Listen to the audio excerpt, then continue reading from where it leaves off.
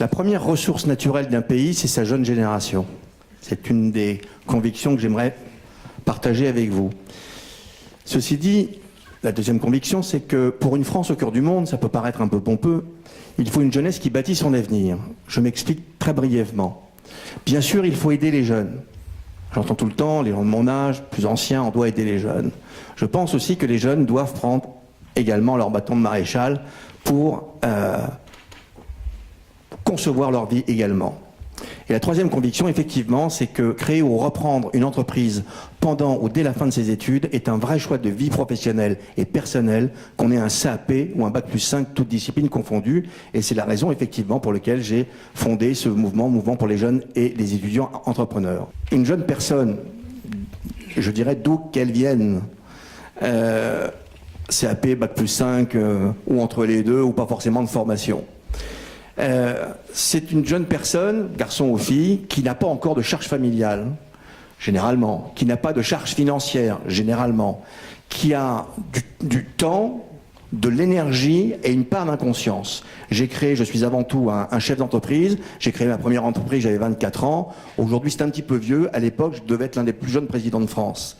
Eh bien, il faut toujours une part d'inconscience pour aller créer une entreprise, parce que effectivement, j'entends ici et là, code du travail, tout ça, mais on se lève pas tous les matins quand on crée une entreprise en pensant au code du travail. On crée les entreprises parce qu'on a envie de le faire, on crée les entreprises parce qu'on a envie de s'en sortir. Et la plupart du temps, ce qui change un petit peu en ce moment, c'est que dans les milieux défavorisés, c'est là où on a plus cette envie de créer des entreprises, parce qu'on n'a peut-être pas d'autres moyens, et c'est effectivement un véritable ascenseur social.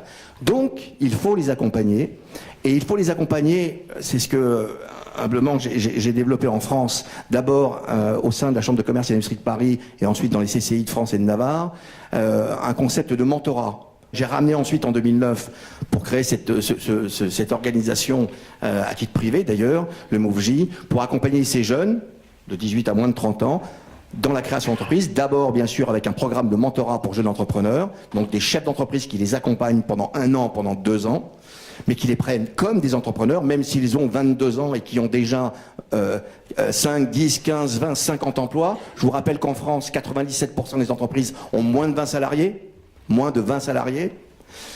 Donc quand ces jeunes, vous pourrez le télécharger sur le site, nous avons édité un livre, ce sont 12 jeunes entrepreneurs qui ont entre 20 et 27 ans et qui ont en moyenne 5, 10, 15, 20, 50 employés et qui font déjà plusieurs millions d'euros de chiffre d'affaires.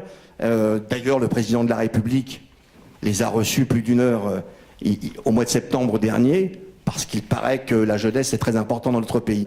Bien sûr qu'on a besoin, qu'il faut aider cette jeune génération, je pense le faire, mais je pense également que cette jeune génération a plein de capacités pour aider également des gens de notre génération pour découvrir le monde qui n'était pas le nôtre au départ. Moi je ne suis pas né avec un ordinateur dans les mains.